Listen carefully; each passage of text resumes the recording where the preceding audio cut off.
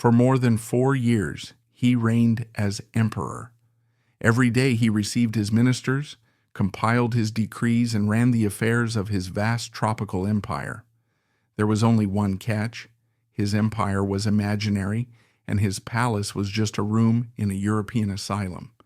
Who was this man? He was Prince Pedro Augusto of Brazil, the talented and revered nephew of Emperor Pedro II.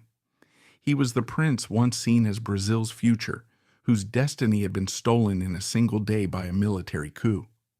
The shock of losing his kingdom was so great that it completely devastated him, forcing him to live the rest of his life as a special patient, forever immersed in the illusion of a crown he would never receive. So how did a brilliant prince, once seen as the hope of an empire, end up a forgotten patient in an asylum? And what does his tragic story reveal about the true crushing weight of a crown? To understand the tragedy of Prince Pedro Augusto, you have to understand the unique and magnificent world he was born into, the Empire of Brazil. In the late 19th century, as the rest of South America grappled with a cycle of violent coups, civil wars, and fragile republican governments that often collapsed under internal divisions and economic instability, Brazil presented a stark contrast. It operated as a vast, stable, and economically prosperous constitutional monarchy, covering an area of over 8,337,000 square kilometers, and home to a population that grew from about 4 million in 1822 to more than 14 million by 1889. This empire was ruled by the House of Braganza, a European dynasty that had transplanted itself across the Atlantic, blending old world traditions with the emerging identity of a new world powerhouse.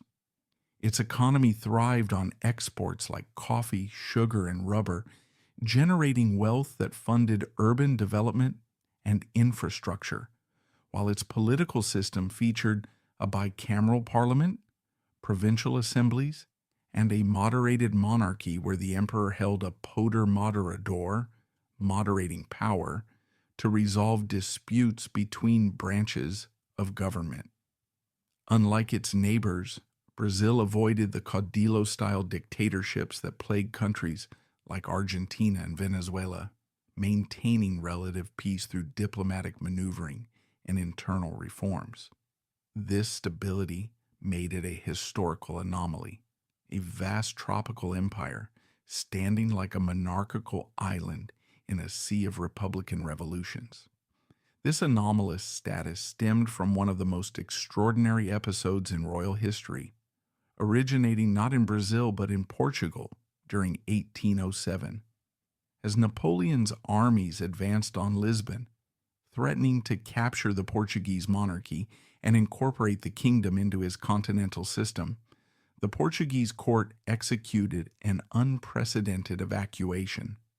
Under the direction of Prince Regent João, later King João VI, the royal family, including Queen Maria I, boarded a fleet of 36 ships escorted by the British Royal Navy, which had allied with Portugal against France. They transported not just the royals, but an entire apparatus of state, the royal treasury containing vast sums in gold and silver, the complete state archives documenting centuries of Portuguese governance, libraries, printing presses, and approximately 15,000 courtiers, nobles, bureaucrats, priests, and servants. This mass exodus departing from Lisbon on November 29, 1807, amid stormy weather and French troops entering the city, marked the first time a European court relocated entirely to a colony. The fleet arrived in Rio de Janeiro on March 8, 1808, after stops in Bahia, transforming the sleepy colonial port into the de facto capital of the Portuguese Empire. Rio's population swelled, infrastructure boomed with new palaces, academies, and a national bank established in 1808, and Brazil was elevated to co-kingdom status in 1815 as part of the United Kingdom of Portugal, Brazil, and the Algarves. This extraordinary move completely upended the colonial order, transforming Brazil from a distant colony into the very heart of a global empire. Following Napoleon's defeat at Waterloo in 1815 and the stabilization of Europe, King João VI returned to Portugal in April 1821, leaving his son Prince Pedro as regent of Brazil. João's departure was prompted by political unrest in Portugal, where liberals demanded a constitutional monarchy and sought to reduce Brazil's newfound autonomy by treating it once more as a mere colony. Brazilian elites, particularly in Rio and São Paulo, resisted these efforts, viewing them as a regression. Prince Pedro, who had grown up in Brazil since age 9 and embraced its culture, became the focal point of this resistance. Influenced by figures like José Bonifácio de Andrada e Silva, a prominent statesman and minister, Pedro navigated growing tensions. On September 7, 1822, while traveling near the Ipiranga River in São Paulo, he received dispatches from Portugal demanding his return and the dissolution of Brazilian autonomy. In a dramatic act, Pedro drew his sword, tore the Portuguese insignia from his uniform, and proclaimed independence or death, independencia ou morte, an event immortalized as the Grito do Ipiranga. This declaration severed ties with Portugal, leading to a 2-year war of independence that involved naval battles and sieges, but ended with Portuguese recognition in 1825 via the Treaty of Rio de Janeiro, mediated by Britain. Pedro was crowned Emperor Pedro I on October 12, 1822, establishing a constitutional monarchy with a new flag and anthem. His reign, however, was turbulent, marked by the loss of Uruguay in the Cisplatin War, 1825 to 1828, internal rebellions, and conflicts with Parliament over absolutist tendencies, culminating in his abdication on April 7, 1831, in favor of his young son, Pedro II. It was Pedro II who truly defined the golden age of this tropical empire, reigning for nearly 58 years from 1831 to 1889. Ascending effectively in 1840, after a regency period fraught with regional uprisings like the Farroupilha Revolution in Rio Grande do Sul, 1835 to 1845, Pedro II stabilized the nation through astute political moderation. Known as Pedro the Magnanimous, he was a scholarly and progressive ruler, respected globally for his intellect and humility. Orphaned early, his mother died in 1829, and his father left for Portugal. Pedro II endured a rigorous education, studying languages, sciences, history, and arts, from dawn to dusk under tutors like José Bonifácio. By adulthood, he was fluent in over a dozen languages, including Portuguese, French, German, English, Latin, Greek, Arabic, Hebrew, Sanskrit, and Tupi, an indigenous Brazilian language. His personal library at the São Cristóvão Palace grew to over 60,000 volumes, encompassing works on anthropology, geology, medicine, philosophy, and technology, with dedicated laboratories for chemistry, physics, and photography. He was Brazil's first photographer, acquiring a daguerreotype camera in 1840. Pedro den André korresponderade omfattande med ledande tankar. Victor Hugo prisade ham som en ättling till Marcus Aurelius. Friedrich Nietzsche was impressed by his erudition during a meeting, and Louis Pasteur exchanged letters on scientific matters. He was elected to prestigious academies, including the French Academy of Sciences in 1875, a rare honor shared with Peter the Great and Napoleon, the Royal Society, and the American Geographical Society. His court in Rio de Janeiro embodied a fusion of European formality and tropical vibrancy. The imperial palace of São Cristóvão, with its grand ballrooms, where French was the lingua franca among diplomats and nobles, hosted elaborate ceremonies drawing on Portuguese and French traditions, complete with uniforms, titles, 986 non-hereditary nobles created between 1822 and 1889, including dukes and marquises, and state banquets. Yet the atmosphere was infused with Brazilian elements. Samba rhythms and Afro-Brazilian music from the streets permeated the air, while the tropical climate influenced lighter attire and outdoor festivities. Pedro II himself preferred simplicity, wearing a plain black tailcoat daily and reserving full regalia for parliamentary openings twice a year. During his 1876 visit to the United States for the Centennial Exposition in Philadelphia, he traveled incognito at times, mingling with crowds. There, he became one of the first to witness Alexander Graham Bell's telephone demonstration on June 25, 1876. Upon hearing Bell recite Hamlet through the device, Pedro II exclaimed, "My God, it talks!" in astonishment, later corresponding with Bell and promoting the technology in Brazil. Under Pedro II's nearly 50-year reign, Brazil underwent profound transformations that positioned it as a forward-looking empire. He championed infrastructure to integrate the vast territory. The first railway, the Mauá Railroad, opened on April 30th, 1854, stretching 15 kilometers from Rio's port to the base of the Petrópolis Mountains, funded by banker Irineu Evangelista de Sousa.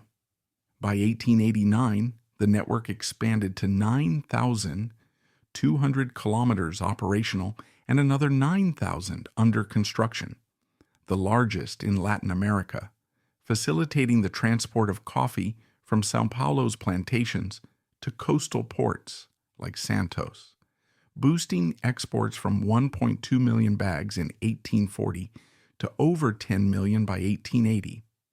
Pedro II personally sponsored the first transatlantic telegraph cable, laid in 1874 by the Brazilian Submarine Telegraph Company, connecting Recife to Europe via Madeira and Lisbon, reducing communication time from weeks to hours and enhancing global trade ties.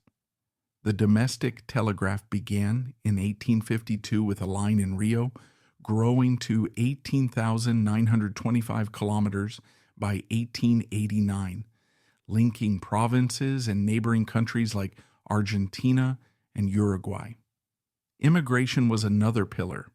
Post-1808, policies encouraged Europeans to settle, with the first organized group of 2,000 Swiss arriving in 1818 in Nova Friburgo. Germans followed in 1824, establishing colonies like São Leopoldo in Rio Grande do Sul, with about 260,000 Germans immigrating between 1824 and 1972, concentrating in the South and bringing agricultural expertise. Italians surged in the 1870s to 1880s, with 883,668 arriving between 1884 and 1893, many to São Paulo's coffee fazendas, increasing the white population from 38.1% in 1872 to 44% in 1890, and diversifying culture with new festivals and cuisines. These immigrants, including Portuguese, 31.2% of arrivals 1872 to 1879, and Italians, 25.8%, rising to 61.8% in the 1880s, filled labor gaps and spurred industrialization. Eating away at the empire's foundations is a more active and visceral metaphor than the more passive eroding. The first was slavery, the institution that had underpinned Brazil's economy for centuries. Imported Africans numbered over 4 million between the 16th and 19th centuries, more than any other nation, fueling sugar, gold, and coffee production. By 1823, slaves comprised 29% of the population, dropping to 15.2% by 1872 and under 5% by 1873. 1887 as imports halted. Emperor Pedro II personally abhorred slavery, viewing it as a moral stain and economic inefficiency. He owned no slaves and pushed for gradual abolition to avoid chaos. In 1850, he threatened abdication to enforce the Eusebio de Queiroz law, suppressing the Atlantic slave trade by 1852. The 1871 law of free birth, Rio Branco law, freed children born to enslaved mothers, and the 1885 Saraiva Kotejip law emancipated those over 60. Yet the powerful coffee barons, whose vast plantations in São Paulo and Minas Gerais relied on enslaved labor, over 700,000 still enslaved in 1888, formed the monarchy's financial backbone, donating heavily to the throne and influencing Parliament. The critical juncture came in 1888. Pedro II, age 62 and suffering from diabetes and heart issues, traveled to Europe in June 1887 for treatment, visiting Milan, where he nearly died from illness in 1888 but recovered by August. In his absence, his daughter, Princess Isabel, served as regent for the third time. A devout Catholic with strong abolitionist convictions, influenced by her father's views and papal condemnations of slavery, Isabel seized the moment. Slavery had become unprofitable, with maintenance costs exceeding those of hiring immigrants, and public pressure mounted from abolitionist campaigns led by figures like Joaquim Nabuco and José de Patrocinio. On May 10, 1888, the Chamber of Deputies passed the Abolition Bill, drafted by Agriculture Minister Rodrigo Augusto da Silva. The Senate approved it on May 13th. Isabel signed the Lei Áurea, Golden Law, that day, a concise 2-article decree declaring slavery extinct and revoking all contrary laws, freeing the remaining 700,000 without compensation or transitional support for freed people. Brazil erupted in jubilation. Massive celebrations in Rio included parades, fireworks, and an open-air mass attended by Isabel, with freed slaves showering her with flowers and dubbing her the Redemptress. Newspapers hailed it as a moral victory, and urban crowds danced in the streets for days. For the monarchy, however, this triumph spelled doom. The landowners, deprived of their property, valued at millions without indemnity, felt profoundly betrayed. The coffee elite, who had propped up the regime through patronage and loans, swiftly turned against it, withdrawing political and financial support. Many joined Republican clubs, funding opposition newspapers and plotting with dissidents. This alienation left the throne isolated, its last pillars crumbled. The second force, a burgeoning Republican movement, capitalized on this vulnerability. Rooted in urban intellectuals and the military, it drew heavily from positivism, the philosophy of Auguste Comte, emphasizing science, order, and progress over tradition. Introduced to Brazil in the 1850s via the military academy in Rio, positivism influenced young officers like Benjamin Constant and Marshal Deodoro da Fonseca, who viewed the monarchy as archaic and inefficient. The movement's motto, Order and Progress, or Demi Progresso, was adopted on Brazil's flag after the Republic's founding, symbolizing a secular, rational governance. Positivists, organized in groups like the Positivist Apostolate, with about 50 members by 1889, advocated a scientific dictatorship to modernize Brazil, criticizing the empire's ties to the Catholic Church, despite separation in 1890 and its perceived stagnation.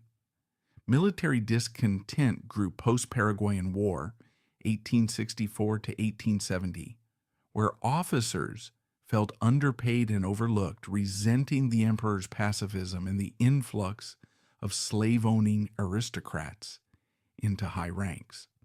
Republicans divided into evolutionists, favoring peaceful transition, and revolutionaries, advocating force, but the abolition's fallout unified them. With Pedro II abroad and weary, expressing indifference to the monarchy's survival beyond his life, especially lacking a male heir, the empire stood as a grand but fragile structure. By November 1889, the stage was set for the coup. On November 15th, Deodoro da Fonseca led troops to depose the government, exiling Pedro II to Europe and proclaiming the Republic of Brazil, ending 67 years of monarchy without significant resistance. This bloodless revolution, driven by elite discontent rather than popular uprising, marked the empire's abrupt fall, paving the way for a new era amid the remnants of its achievements. Prince Pedro Augusto was born in the São Cristóvão Palace in Rio de Janeiro in 1866. His birth was a moment of immense celebration for the Brazilian Empire. He was the first grandson of the beloved Emperor Dom Pedro II, and from his first moments he was seen as a child of great promise. But his idyllic early childhood was shattered by a sudden tragedy that would forever alter the course of his life. In 1871, when Pedro Augusto was just 5 years old, his mother, the vibrant and much-loved Princess Leopoldina, died suddenly of typhoid fever in Vienna. The loss was a devastating blow to the entire imperial family, particularly to the emperor who had adored his young daughter. In the wake of the tragedy, a fateful decision was made. Pedro Augusto and his younger brother, Augusto Leopoldo, were sent back to Brazil to be raised not by their grieving father, who remained in Europe, but by their imperial grandparents. They grew up as orphans of the palace. It was a life of extraordinary material privilege, but also one of formal protocol and a certain loneliness. They were raised under the direct supervision of the emperor himself. Their grandmother, the kind but reserved Empress Teresa Cristina, became a surrogate mother to them, but it was their grandfather, the emperor, who would become the single most important figure in Pedro Augusto's life. From a very young age, it was clear that Pedro Augusto was a remarkable child. He was intelligent, curious, and excelled in the rigorous educational program the emperor had designed for him. The emperor, a scholar at heart, personally oversaw his grandson's education and grew deeply attached to him, seeing in him a kindred spirit. The bond between the old, weary emperor and the brilliant, energetic young prince grew deep and affectionate. Soon the entire court and the entire nation began to notice. Pedro Augusto became, by all accounts, the emperor's favorite grandchild. In Portuguese, he was given a special title, O Predilecto, the favored one. When the emperor appeared at official events, it was often Pedro Augusto, not his other grandchildren, who was chosen to stand at his side. This imperial favor was not just a private matter. It was a powerful, unspoken political statement. It sent a clear message to the nation about who the emperor saw as the true future of his dynasty. This special status placed Pedro Augusto at the very center of a growing political crisis within the empire, the problem of the succession. According to the Constitution, the official heir to the throne was the emperor's elder daughter, Princess Isabel. After her would come her own sons.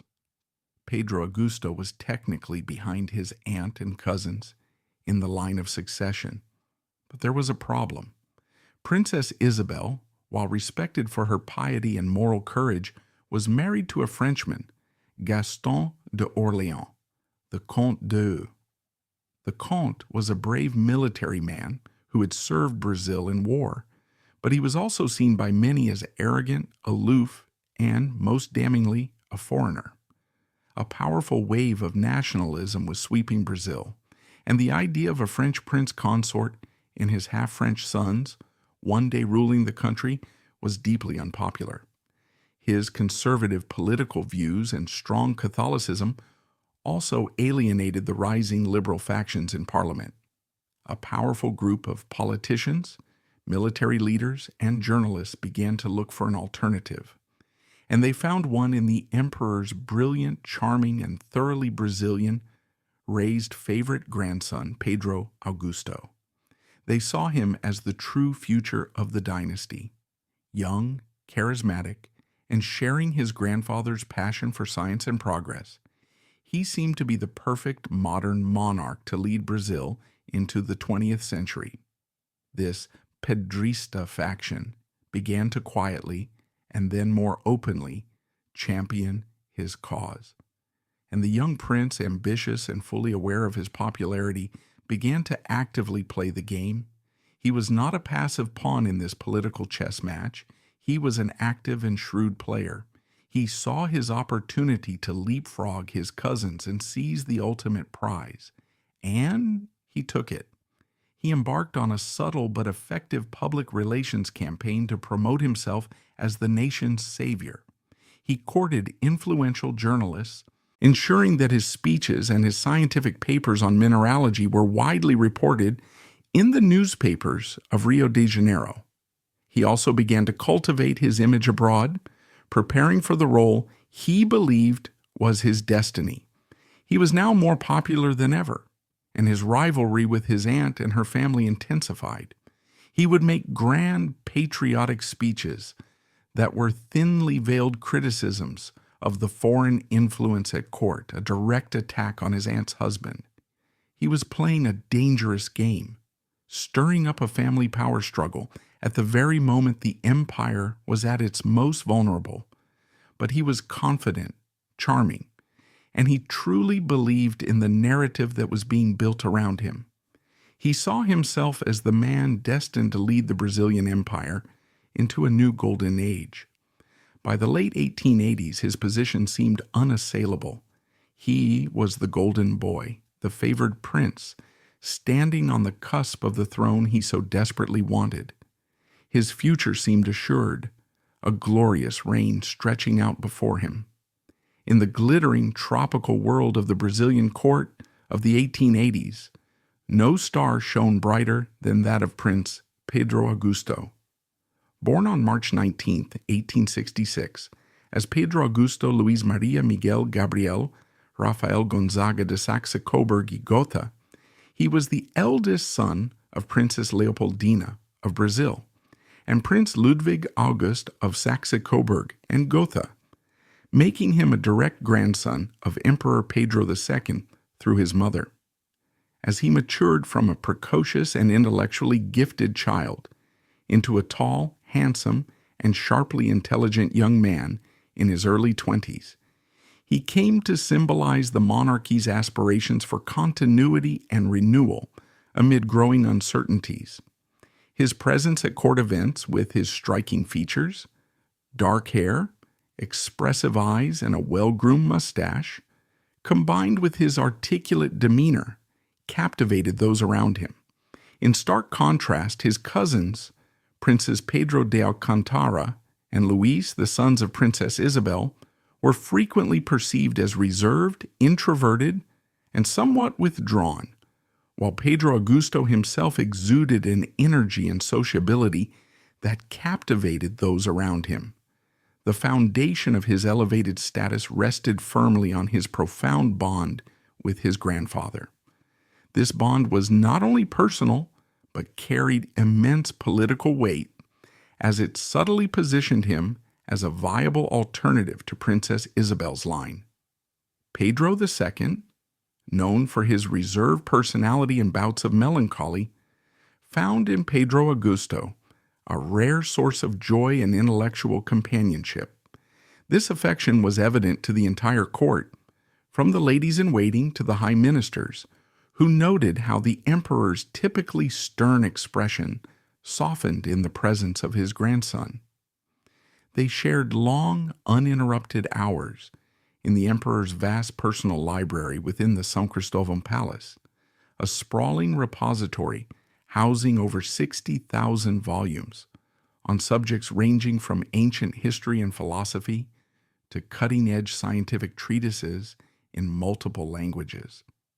Here, Pedro II, ever the dedicated scholar who rose at dawn to immerse himself in readings from journals like those of the French Academy of Sciences, took on the role of personal tutor.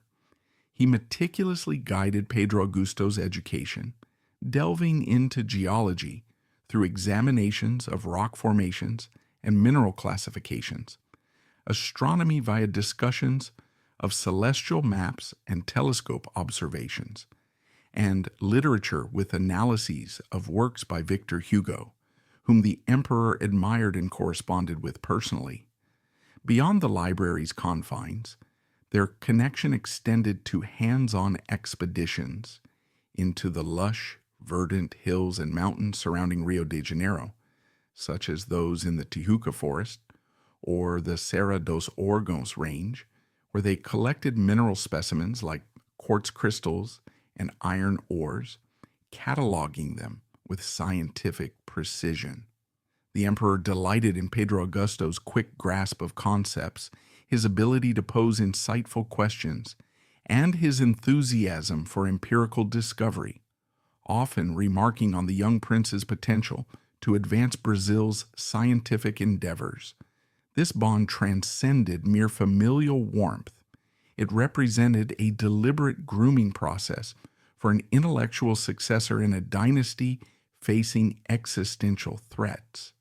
Pedro II, a politically astute ruler who had navigated rebellions, wars, and economic shifts for nearly 5 decades, was acutely aware of the unpopularity surrounding his son-in-law, the Comte d'Eu, whose French heritage and perceived aloofness alienated key factions within the Brazilian aristocracy and military.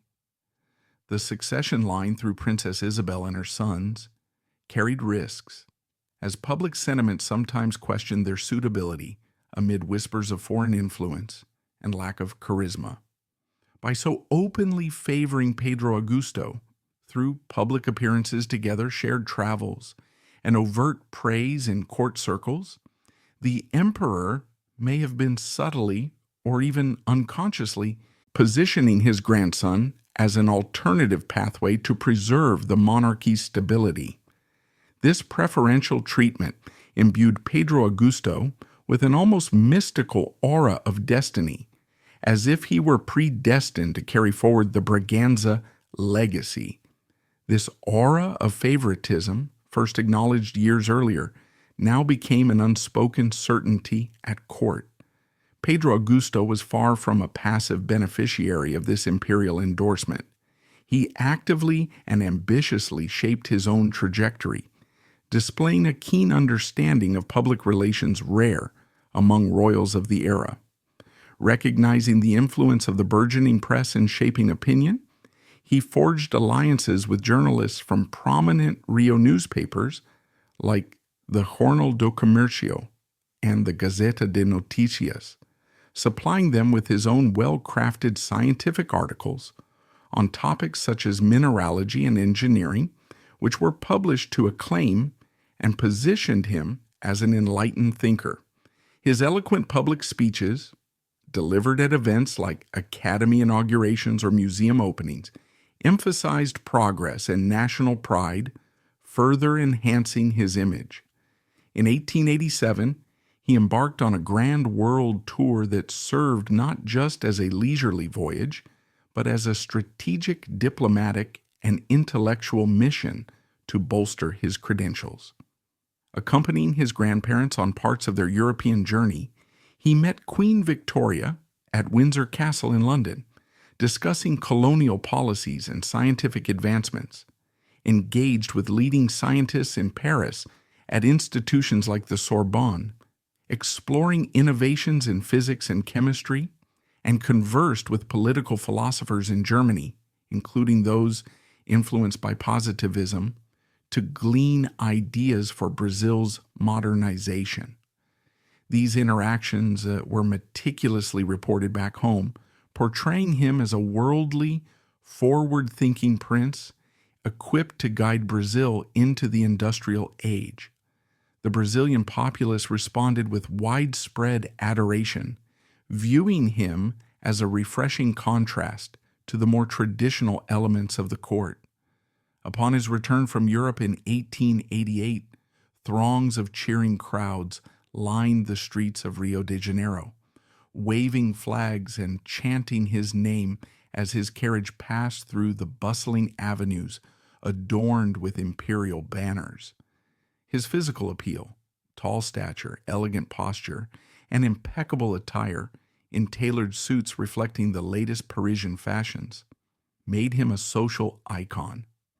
He became a staple in Rio's high society, frequently attending performances at the opulent Teatro Municipal, where he mingled with artists and intellectuals, patronizing the National Museum, contributing artifacts from his collections, and charming diplomats, nobles, and commoners alike with his wit and accessibility. This led to his informal designation as the Prince, a moniker that subtly implied in public discourse that he, rather than his aunt, Princess Isabel, or her sons, embodied the true essence of the heir apparent, fueling speculation about the succession. Such immense popularity and the emperor's unwavering favor instilled in Pedro Augusto a supreme confidence that occasionally veered into arrogance. As noted by some contemporaries who observed his dismissive attitude toward rivals, he fully embraced the narrative constructed around him, seeing himself as the indispensable savior of the Braganza dynasty amid the empire's mounting challenges. In his vision, he was the sole figure possessing the requisite vision and charisma to navigate Brazil through the turbulent currents of modernization, steering it away from republican threats and toward prosperity.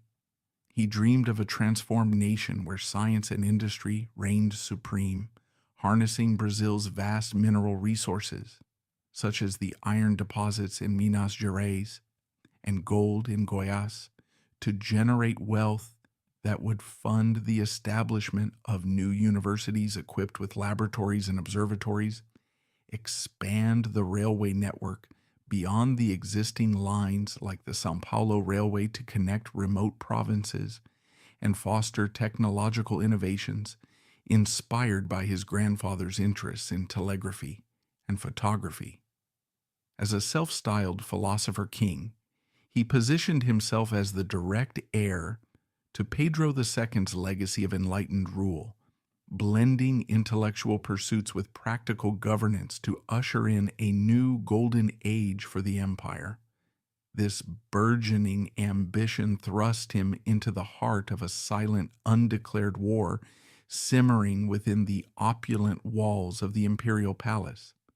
The rivalry between his faction and that of his aunt, Princess Isabel, manifested not through overt confrontations, but in the intricate subtleties of courtly etiquette, hushed whispers in the palace corridors, debating succession scenarios, strategically placed articles in newspapers contrasting his dynamism with the perceived weaknesses of Isabel's line, and delicate snubs at formal functions, such as strategic seating arrangements or exclusions from private councils.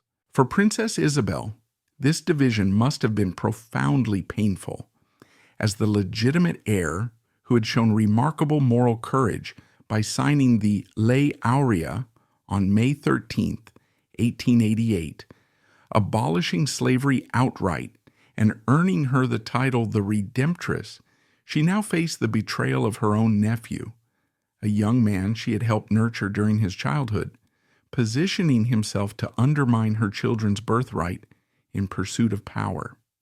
By late 1888 and into early 1889, it appeared that Pedro Augusto's ascent was inexorable as the empire plunged into deepening crisis.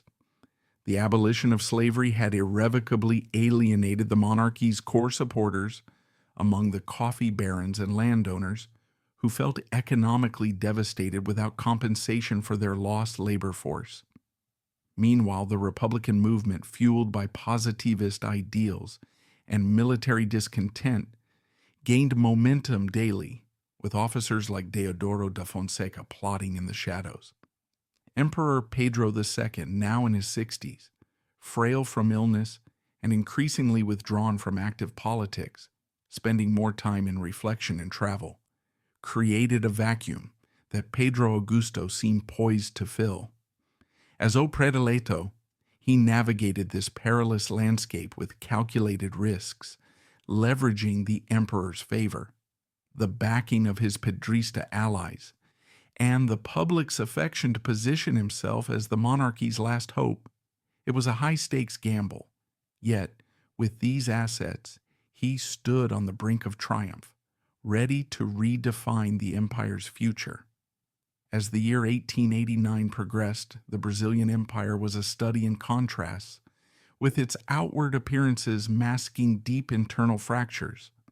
On the surface, the court in Rio de Janeiro maintained its elaborate routines of grandeur and protocol, hosting formal receptions at the São Cristóvão Palace, where diplomats in tailored uniforms mingled with Brazilian nobility under crystal chandeliers, discussing trade agreements and cultural exchanges amid the tropical humidity that permeated even the most opulent rooms.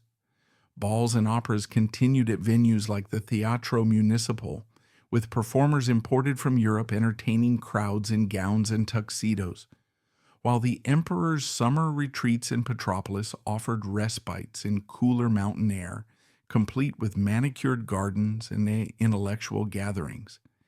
Yet beneath this calm facade of continuity, the political landscape was undergoing perilous shifts that threatened the monarchy's very existence.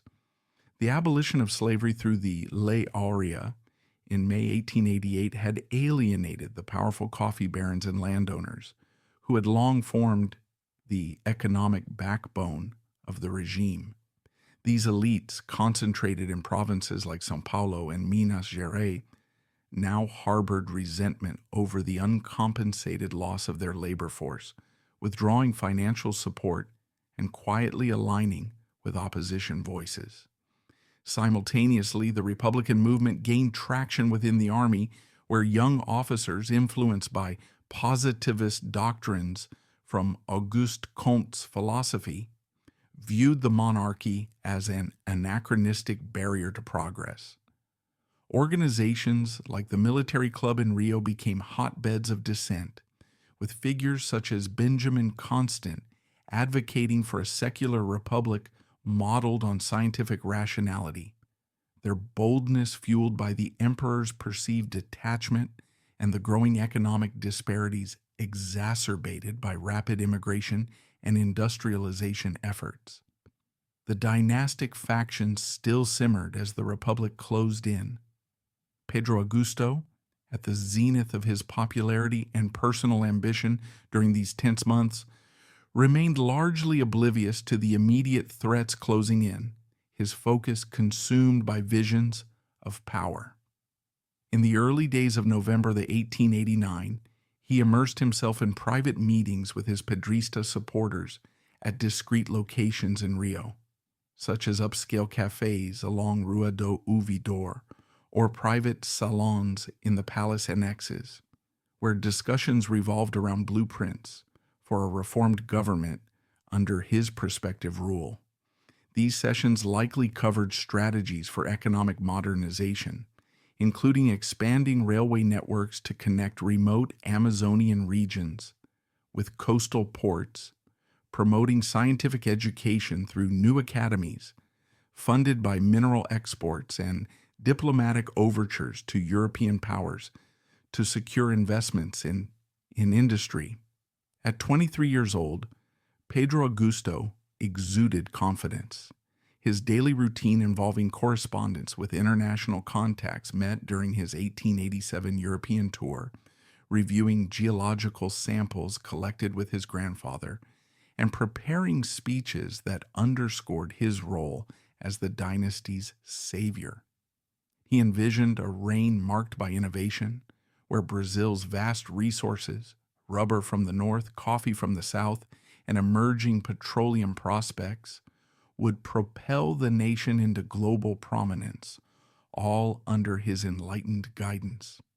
Unbeknownst to him, these plans were mere illusions, as the Republican plotters finalized their moves in army barracks, coordinating with disaffected elites to execute a swift takeover that would obliterate his aspirations in mere hours.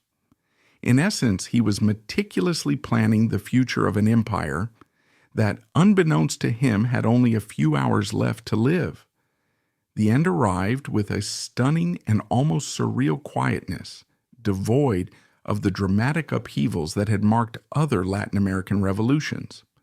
On the morning of November 15, 1889, a faction within the army, spearheaded by the 66-year-old Marshal Deodoro da Fonseca, a veteran of the Paraguayan War, a personal acquaintance of Emperor Pedro II, and a reluctant participant initially motivated by grievances over military pay and political interference rather than ideological fervor, launched a meticulously planned military coup. Fonseca, suffering from gout and initially bedridden, was persuaded by radicals like Constant to lead the effort. The operation unfolded without the anticipated violence. Troops from the 1st and 2nd Infantry Battalions, numbering around 600 soldiers armed with rifles and supported by artillery units, marched into Rio's central square, the Praça da Aclamação, now Praça da República, under the early morning sun. They methodically surrounded key government buildings, including the War Ministry and the cabinet offices, encountering minimal resistance from loyalist forces who were caught off guard or unwilling to escalate. The Prime Minister, Afonso Celso de Assis Figueiredo, Viscount of Ouro Preto, and his cabinet were summarily dismissed, with Ouro Preto himself arrested briefly before being released. By midday, the coup leaders had consolidated control, issuing proclamations from the captured buildings declaring the end of the monarchy and the establishment of a provisional government. Emperor Dom Pedro II, then residing at his summer palace in Petropolis, a picturesque mountain retreat 65 kilometers from Rio, featuring neoclassical architecture, lush gardens, with imported European plants and a cooler climate that alleviated his chronic health issues like diabetes and fatigue, was informed of the events via urgent telegram around noon. His response reflected not indignation or a rallying cry for counteraction, but a deep-seated resignation born from decades of exhaustive rule. At 63 years old, having reigned since childhood and endured personal tragedies, including the deaths of his wife, Empress Teresa Cristina, in December 1889, though she passed after the coup, her declining health weighed on him, and several children in infancy, Pedro II conveyed to his aides a sense of relief amid sorrow. He famously remarked, "If it is so, it will be my retirement. I have worked too hard, and I am tired. I will go rest then," emphasizing his unwillingness to plunge the nation into civil war, a principled stance that prevented bloodshed, potentially averting conflicts like those in Mexico or Argentina, but irrevocably doomed his dynasty. Refusing offers from loyal provincial governors to muster forces, he telegraphed acceptance of the new order.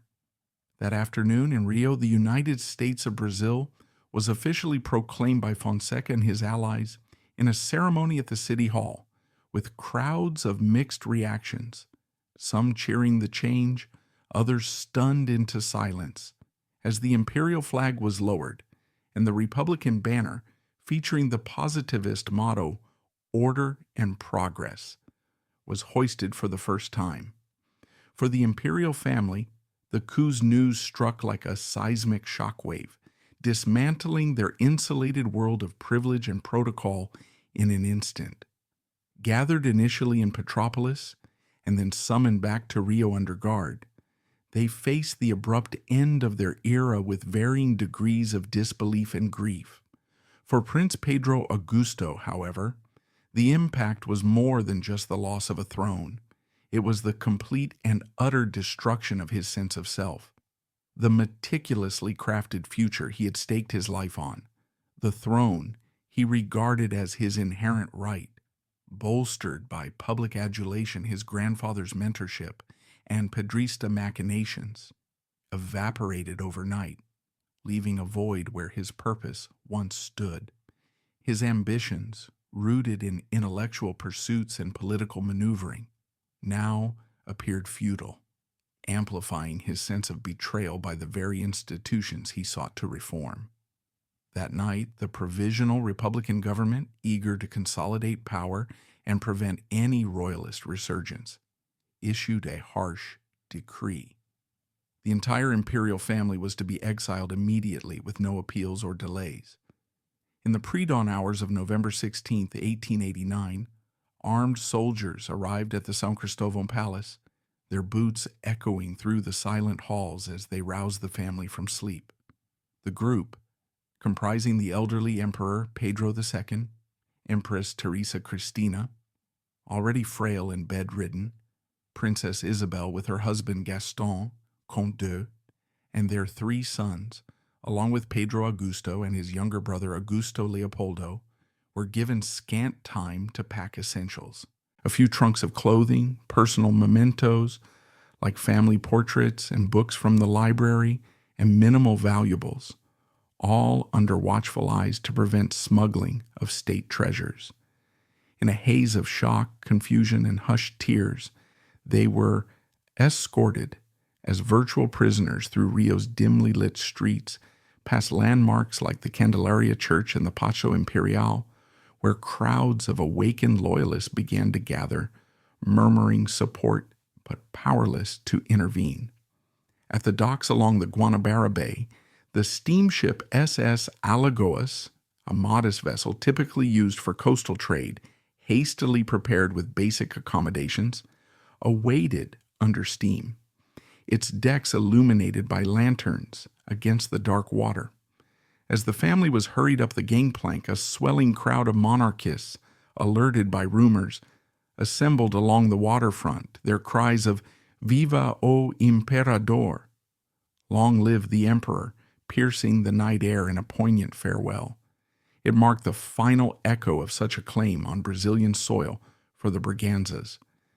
As the ship cast off its lines and steamed out of the bay, the exiles stood on the deck, gazing back at the twinkling lights of Rio de Janeiro, the majestic Corcovado Mountain, and the iconic Pão de Açúcar, Sugarloaf, silhouette fading into obscurity, symbolizing the irreversible vanishing of their former realm.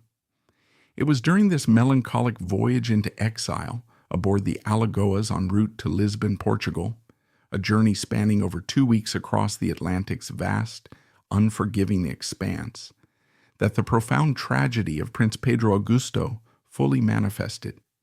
The cumulative trauma of the coup, the abrupt severance from his homeland, the total collapse of his world, and the shattering of his imperial dreams overwhelmed his psyche, triggering a rapid mental deterioration.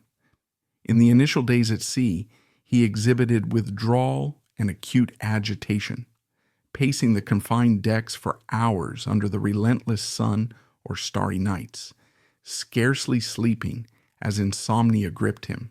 He confided in whispers to his brother Augusto Leopoldo about perceived Republican conspiracies, obsessing over how figures like Fonseca and Constant had orchestrated the betrayal, his mind replaying palace intrigues in endless loops. As the ship ventured deeper into the ocean's isolation, far from any land, his agitation evolved into severe paranoia, manifesting in irrational fears that eroded his rationality. He fixated on the ship's doctor, a neutral crew member assigned for the voyage, convinced the man was a covert Republican agent dispatched to poison the family through tainted food or medicine. Pedro Augusto refused meals from the galley, subsisting on scant provisions he deemed safe, and openly accused crew members of harboring assassin intents, his voice rising in tense confrontations that alarmed passengers and staff alike. His family observed this transformation with mounting horror, witnessing the once brilliant, charismatic prince, renowned for his scientific acumen and social grace, morph into a tormented figure, his eyes wild with suspicion, his conversations fragmented by delusions. The climactic breakdown erupted one fateful night midway through the voyage, when Pedro Augusto's delusions peaked in violence. Believing the doctor was on the verge of executing a lethal plot, he burst into the man's cabin in a frenzy, lunging at him with intent to strangle, his hands clamping around the doctor's throat amid shouts of accusation. The doctor's desperate cries for aid summoned crew members, Augusto, Leopoldo, and other family relatives, who rushed to the scene to discover a nightmarish tableau. The prince, disheveled and ranting, locked in a struggle as the doctor gasped for air. It required the combined strength of Augusto, Leopoldo, and several burly sailors to subdue him, prying his grip loose amid his screams of, "They are assassinating me," and pleas for protection from imagined foes. For his family, this was the ultimate heartbreak, a tragedy even greater than the loss of the throne. The Golden Prince, the brilliant man they had seen as the future of the dynasty, was now gone, lost inside a storm of his own delusion, his mind fractured beyond immediate repair. For safety, his own and the ship's occupants, the heart-wrenching choice was made to confine him to his cabin, secured with locks and guarded watches. Throughout the remaining days at sea, muffled ravings emanated from behind the door, a constant reminder of his torment, incoherent monologues about plots, lost empires, and betrayed legacies. For Emperor Pedro II, this agony surpassed the political defeat. The empire's fall was a historical inevitability, but the destruction of the grandson he had once groomed as his successor represented a profound personal loss, plunging him into deeper melancholy as the ship neared Europe, carrying the remnants of a shattered dynasty. When the steamship SS Alagoas arrived in Lisbon, Portugal, in December 1889, the imperial family of Brazil stepped ashore not as visiting royalty but as exiles. The old emperor, Dom Pedro II, was a stoic and broken man, his reign over. But for his favorite grandson, Prince Pedro Augusto, a different, more terrifying kind of exile was just beginning. He was immediately separated from his family and placed under the care of Europe's leading physicians. The diagnosis was swift and devastating. The doctors, including the famous psychiatrist Richard von Krafft-Ebing, concluded that the profound psychological trauma of the coup had shattered the prince's mind. In the medical language of the day, he was suffering from a profound psychosis, with delusions of persecution and grandeur. Their prognosis was grim. There was no cure.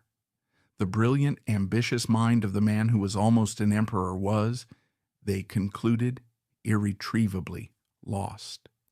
While his family began their sad nomadic life of exile, eventually settling in France, a different fate was chosen for Pedro Augusto.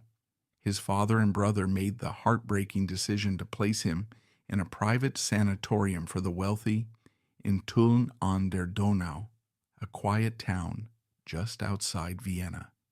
And there, in that peaceful Austrian setting, he would remain for the rest of his long life, a prince in a palace of the mind, a prisoner of his own shattered reality. For the next 44 years, Prince Pedro Augusto lived out a strange and silent reign. He was not treated as a common patient. His family's wealth ensured he was given a private suite of rooms filled with his books, his beloved mineral collections, and portraits of his family, artifacts from a life that now existed only in his memory. He was attended by a dedicated staff of doctors and nurses, but it was a gilded cage, and within its walls, his daily routine became that of a monarch. He would wake early and receive his doctors as if they were his ministers of state, engaging in long, serious discussions about imaginary political crises.